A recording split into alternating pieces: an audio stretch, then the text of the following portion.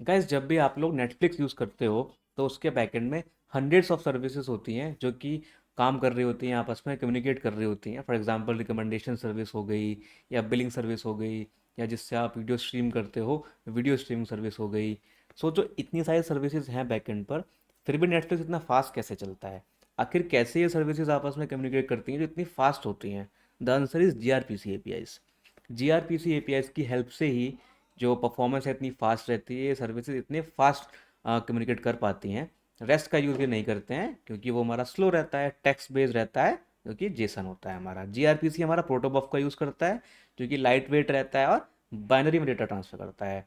तो समझते हैं पहले कि ये क्या होता है। तो देखते हैं सबसे पहले आरपीसी क्या होता है। ये होता है हमारा रिमोट प्रोसीजर कॉल। इसमें हमारा क्या होता है, एक मैकेनिज्म है।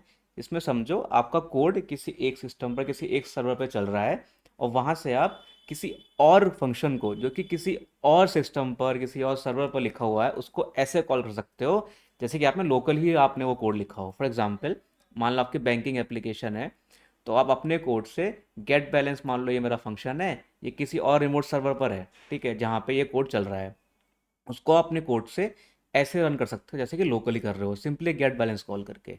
यही होता है हमारा रिमोट प्रोसीजर कॉल। आपको कोई मतलब नहीं है कि उसके पीछे नेटवर्किंग कैसे हो रही है, सीरियलाइजेशन कैसे हो रहा है एंड एवरीथिंग, आप बस डायरेक्टली उसको कॉल कर दोगे जैसे लोकली में कर रहे हो। अब इसको इम्प्लीमेंट करता है हमारा बहुत अच्छे से जीआरपीसी, जिसको गूगल ने डेवलप किया था। और जीआरपीसी हमारा कह लो मॉडर्न फ्रेमवर्क है, ठीक है, तो जो कि हमारा यूज़ करता है HTTP 2 प्रोटोकॉल को ट्रांसपोर्ट के लिए, जिसकी वजह से बहुत ज़्यादा फास्ट होता है, मल्टीप्लेक्स होता है। मतलब पैरेलल में हमारा रिक्वेस्ट जाती हैं और बाई डायरेक्शनल भी होता है।